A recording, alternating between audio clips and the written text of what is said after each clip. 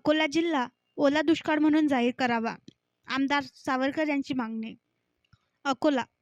सतत पावसामुळे ग्रामीण भागातील शेतकरी व अर्थव्यवस्था बाधित झाली असून शेताचे फार मोठ्या प्रमाणावर नुकसान झाले असून शेतकरी संकटात सापडलेला आहे.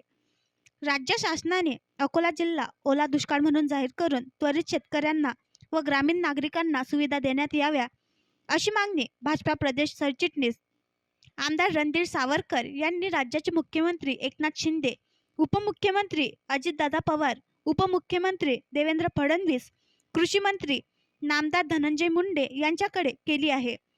अतिवृष्टीमुळे सोयाबीन, कापूस, तूर मोठ्या प्रमाणात नुकसान झालं असून ग्रामीण अर्थव्यवस्थेचे मोठ्या प्रमाणात नुकसान झाले आहे. त्यामुळे अकोला जिल्हा ओला दुष्काळ घोषित करावा. तसेच ग्रामीण भागातील रस्ते मोठ्या प्रमाणात खराब झाले असून त्यासाठी सुद्धा निधी देण्यात यावा.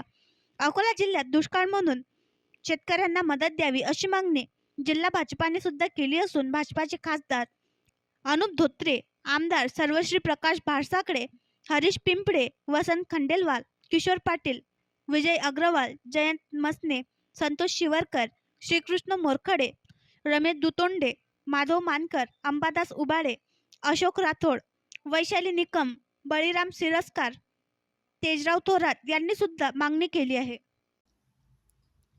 आणखी नवीन व्हिडिओ पाहण्यासाठी आमच्या देशमुख एक्सप्रेस न्यूज चॅनलला सबस्क्राईब करा, लाईक करा आणि शेअर करा.